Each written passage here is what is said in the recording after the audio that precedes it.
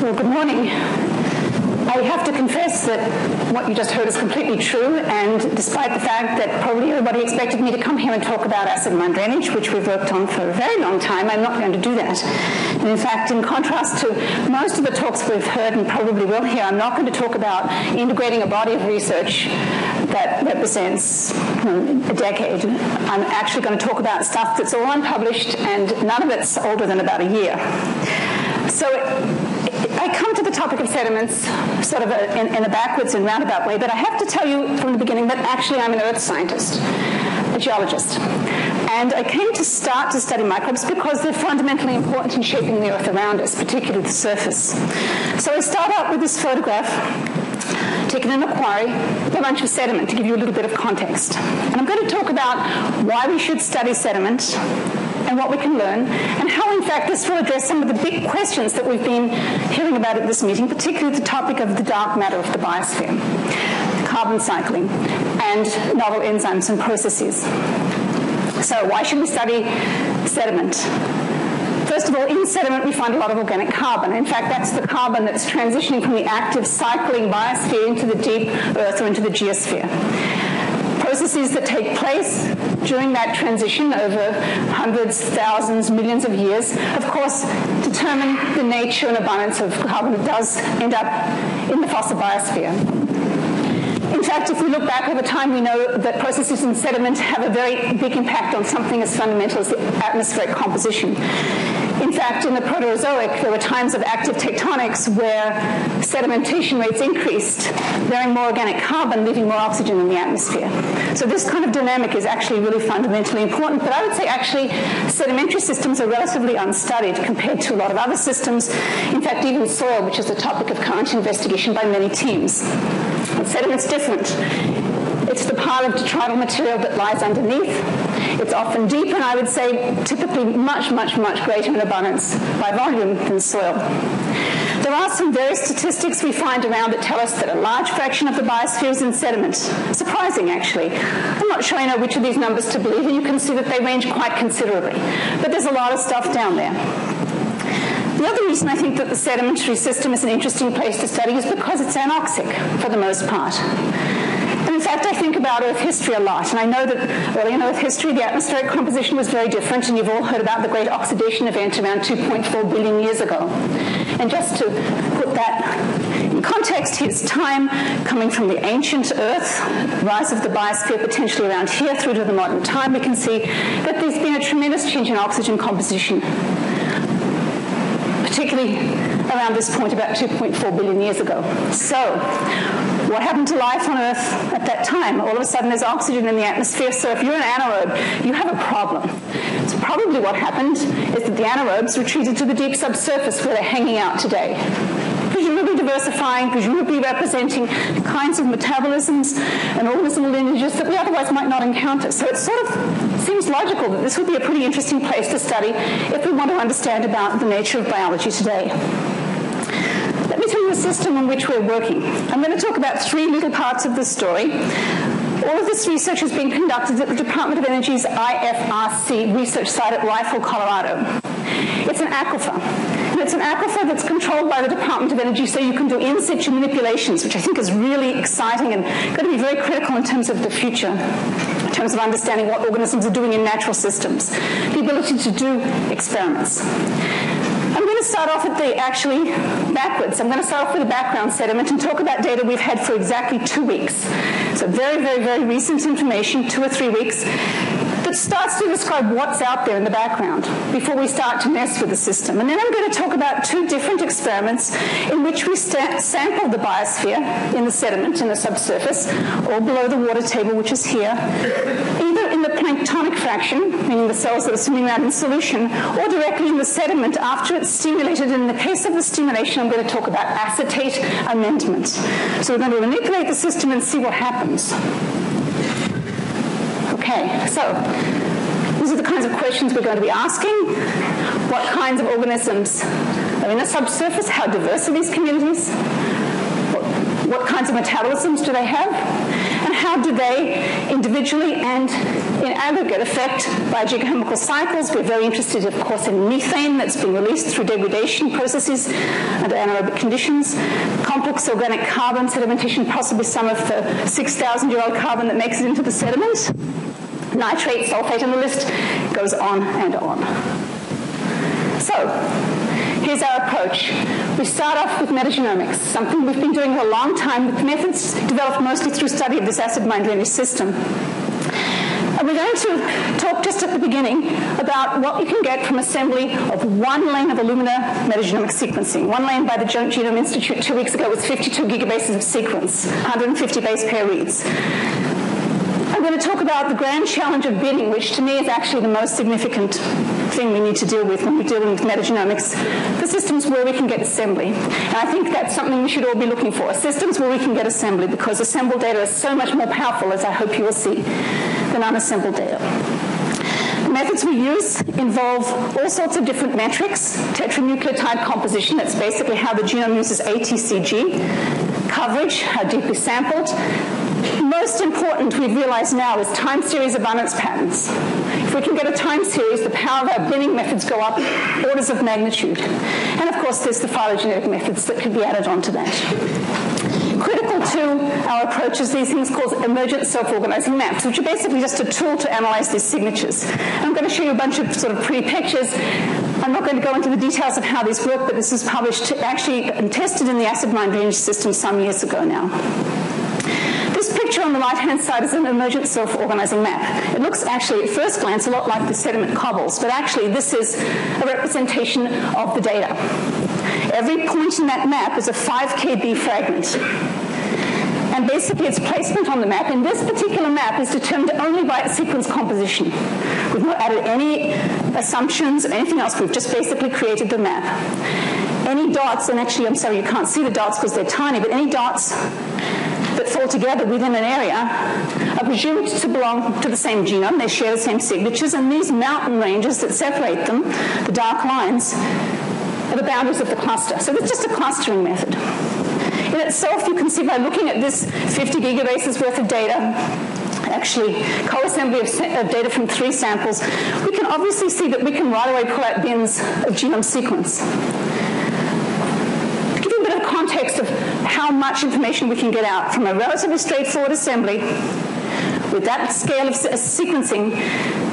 This is what we're dealing with. A lot of assembled data coming out of this. We're using an assembler that takes into consideration the fact that different organisms in the community have different abundance levels, which has been a traditional challenge with assemblies of metagenomic data that don't have isolates within them. But using these approaches, we can see here that just, for example, on 5 kb fragments, we have almost 400,000 genes. And I would say to you that each one of those fragments is potentially binnable. This is just a single lane of sequencing. In fact, we will probably triple the amount of sequencing. So you'll see, I hope in a few moments, the extent to which this can be scaled to genome recovery. Onto the emergent self-organizing map. This time I'm showing one with a kind of landscape coloring to give you the topology, but again, the dots represent 5 kb fragments. Actually, I think this one was 10 kb fragments. I have to correct myself here. Never mind, it doesn't matter, it's a detail. Superimposed upon this map is another amount of information, of the type of information, and that information is how the abundance of the organism that contributed that dot changed across the time series. So the dot is black if it's very abundant in the deep sediment, and it's blue if it's abundant in the near surface sediment. So by superimposing on that, we see we can resolve the structure of the map a great deal better. This is by considering another ratio of abundance. We've got 3 samples, A to B, A to C, B to C. And in each case, you can see that addition of the time series abundance information helps us to resolve these bins. So the bottom line is that relatively quickly and easily we can pull out the fragments that represent a genome. And a genome that, in the case of this particular sedimentary system, is almost certainly from a highly novel organism. It's hard to communicate this with trees, and I just have one, I think. This is the archaea in the sediment. We're very interested in the archaea that are in the background sediment. onto this tree, you can see we have branches marked, and the take-home point is that here we have the Crenarchaeota, and the purple are the Euryarchaeota, and coming out of the sediment are whole branches on the archaea tree that we've not sampled previously. These are not branches represented by 16S ribosomal RNA genes. These are branches represented by now genomes. Genomes for things that were in fragments large enough that they can be bent. So as I said, this is very novel data.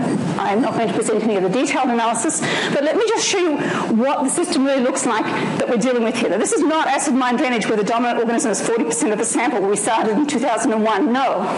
This is the rank abundance curve for one sample, 21 gigabases worth of data, half a lane. The most abundant organism in this sample is 0.2%. So we are not talking about genome recovery, we're de novo assembly of abundant things. This is a tiny fraction of 1%. And we go on out here to 45 different organisms sampled at depths sufficient, even in this small amount of data, to recover genomes. Almost every single genome is novel. Many of the genomes are on branches we don't even know what they are. They're coming off in different parts of the tree, almost certainly represent members of previously unstudied phyla. And just imagine what we'll get when we throw in another 50 gigabases onto these samples. So one of the motivations of trying to study the subsurface is, in fact, to learn how to manipulate the subsurface to do something, to remediate uranium, to change the porosity and permeability, to change the rate of methane flux from the sediment, many different objectives. In this regard, there's been a lot of work at the rifle site with acetate amendment. And the next thing I'm going to show you is what happens, at least in one case, where we study the microbial communities as they transition through this geochemical period from iron reduction into sulfate reduction. So here we have time on the horizontal axis. This is a conceptual diagram. I'll show you the real data in a moment. Here we have concentration. You can see basically this is the loss of uranium, which is, of course, the motivation for this particular study. We see we go through a period of iron reduction into sulfide reduction. When sulfide becomes abundant, the iron's titrated out as iron sulfide. So in this context, we collect samples. And we ask, how does the microbial community change as we transition along that gradient? We would expect to see communities with different compositions, different members. Some overlapping members, some distinctive. In this particular experiment, the aquifer had actually been amended 1 year previously. So this is what we call secondary stimulation. And this is probably why this result I'm going to present now differs from what's previously been reported for subsurface acetate stimulation by Derek Lovely and others, where we expect a big geobacter bloom. This is what we've been studying years and years and years and years at the rifle site. This is different. Here we've already removed a lot of the readily available iron for anaerobic respiration, so we're doing some different sorts of things. And I also should tell you that these samples were filtered, so we're focusing on sort of a fraction of the community that's a little bit smaller in size. On the left, the emergent self-organizing map, the dots representing the data points. On the right, superimposed, we have the time series abundance with just 3 samples, and then we have the bins. And what we'll see from analysis of this figure, if you look carefully, is that there are 87 genome bins. This is 25 gigabases of data, equivalent to half a modern lane of sequencing. Not very much data, 87 genome bins.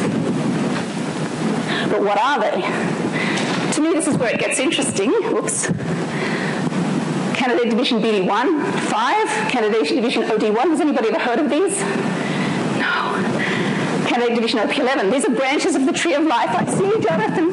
These are branches of the tree of life for which we had no previous significant amount of genomic sampling, with the exception being OP11. There was one cell for which there was 270 kb of sequence recovered by single-cell genomics. And we didn't just get one genome, we didn't just get 2 genomes. In that 87 genomes, there were 21 genomic samplings of OD1, 11, OP11, 19, BD155, multiple genomes, and then some new lineages we didn't even know existed.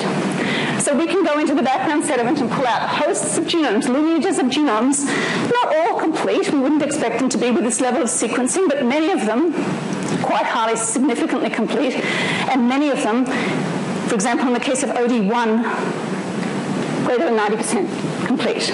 So very comprehensive samplings of novel lineages. So Just to put this into perspective, for those of you who aren't so familiar with the candidate divisions, this is the bacterial tree of life. And in black are the leaves, or the branches of the tree for which we have isolate sequences. Those are the phyla, like animal phyla, they're phyla. The grey branches are those for which we've had no isolates, and you can see that's less than half have isolates, and almost all those for which we have no isolates, we have obviously no genome sequence.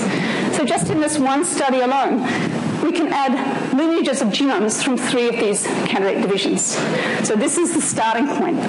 That's why I'm talking about the future. We can go across this tree, I think, and very quickly build an understanding of the lineages of the tree of life, the protein families, and discover new functionalities. I should point out that these are tiny little leaves from the tree, OP11, and both OD1 and OP11, in fact, are suspected to be bigger than the proteobacteria, based on what we know from 16S surveys. Okay, so now we've got 87 genomes from one sample. Potentially the next sample, hundreds, thousands, tens of thousands of genomes. How are we going to analyze them? This is an enormous challenge, and I'd just like to share a little bit about what we've been thinking in terms of this intermediate scale. Basically, we're using a knowledge-based structure in which we can simultaneously interrogate the genomes, no matter how many genomes there are. We can make lists of the proteins across the data set and then look at how those proteins are distributed at the organism level. So let me just give you a quick snapshot of the kinds of things we might ask. We might ask how accurate, how complete, I should say, first of all, how complete are your genomes? Well, let's look at the marker genes, just a subset of them shown here, that we expect to find in the genome. We can ask, do all of them have RECA A, DNA gyrase A, DNA gyrase B, and so on and so forth. And by examination, very quickly, by making this kind of an approach, we can see that these genomes are pretty darn complete. We can also look across the organisms in the data set in terms of their metabolism. So I'm just going to give you this one example. This is BD15, for which we have the genomes shown here.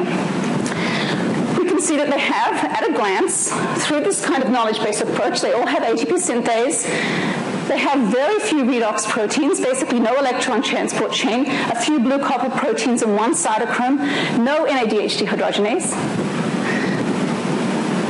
no lipid A, essentially no lipid polysaccharides. So what are they? Gram-negative, gram-positive?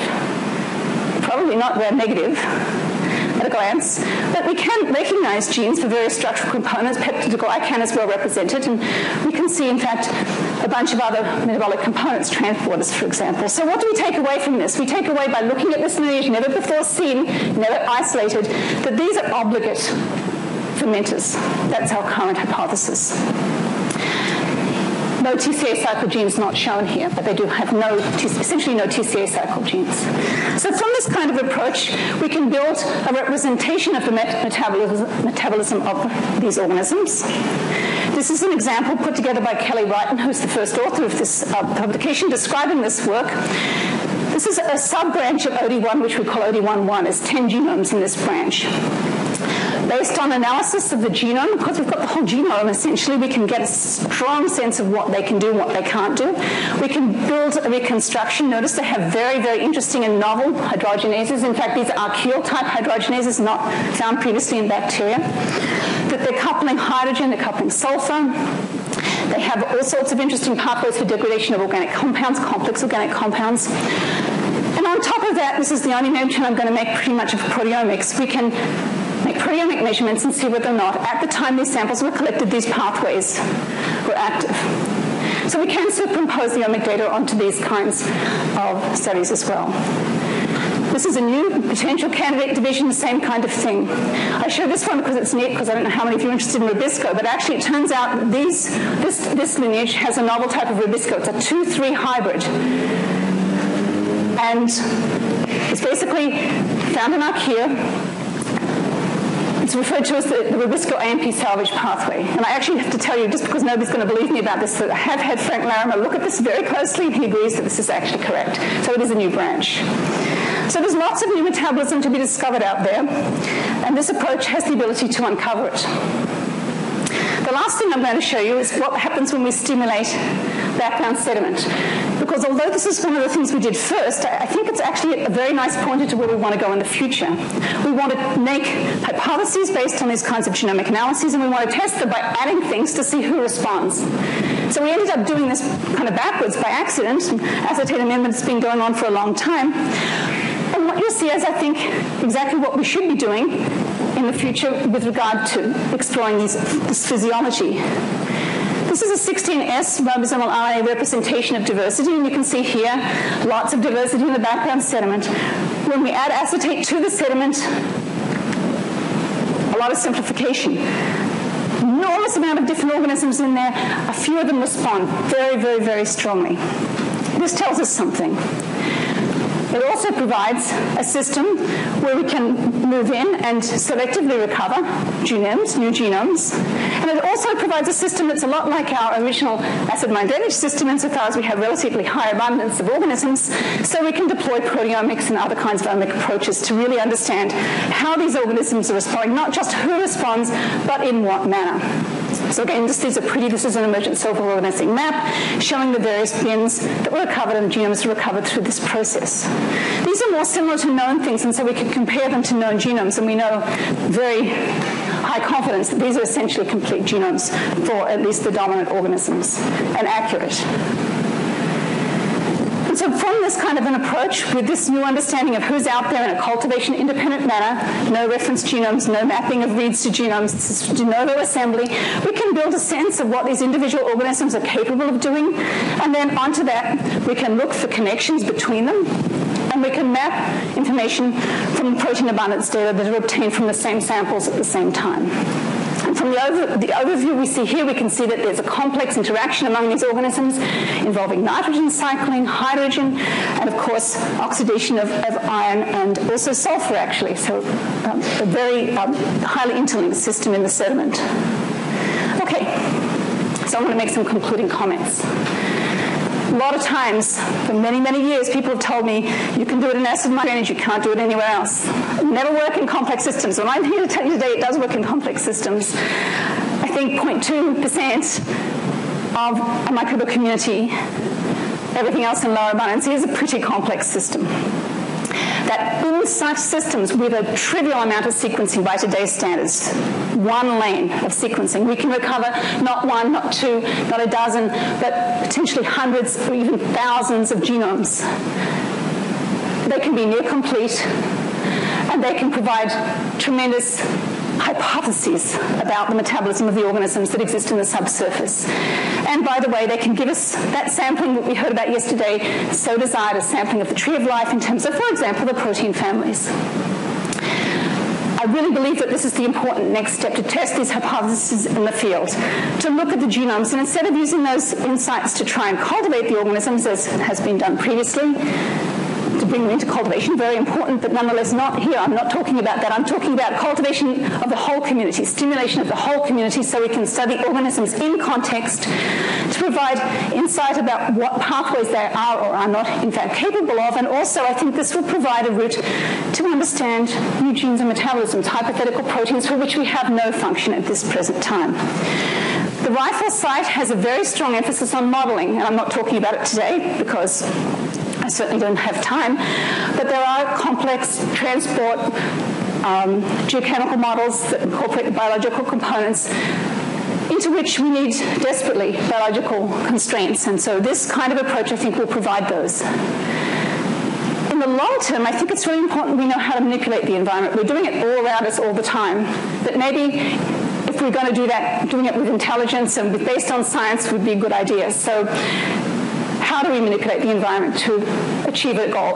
Not just bioremediation, but I think more management of carbon repositories in the terrestrial environment, for example, could come into the same kind of vision. I didn't talk about this, but I did want to just make one last comment, that basically when we study natural samples, we recover the DNA in its entirety, and every single read comes from an individual organism, not just a bacterium or archaean. In fact, we do this with fungi too. Not just a microbe, but viruses and plasmids as well. And we study variation within natural populations, and so we're not looking at clones, we're looking at the nature of how individuals in one sample at one time differ from each other, and of course this really ultimately represents the raw material upon which selection acts, and I think provides a great deal of insight into dynamics on short timescales. So my time is up. I have a lot of people to thank. I think the IFRC team has been critical in this, and I think it's absolutely essential that we continue to be able to conduct experiments in natural systems to really understand them. A lot of people have contributed to the data analysis at various points. Kelly Wright is particularly important contributor to the center, the middle of the three studies. Brian Thomas is our major bioinformatics support, and these other people have been involved in various other ways. And I want to specifically acknowledge the funding from the Department of Energy in this particular SBR program. It's under threat at the moment. I think that's really very unfortunate because priorities in the government change, but I really hope that we can convince them that this kind of subsurface research is important and sediments are something that's incredibly important to study. And finally, I want to thank the Joint Genome Institute, who are our partners in this current sequencing effort. So thank you.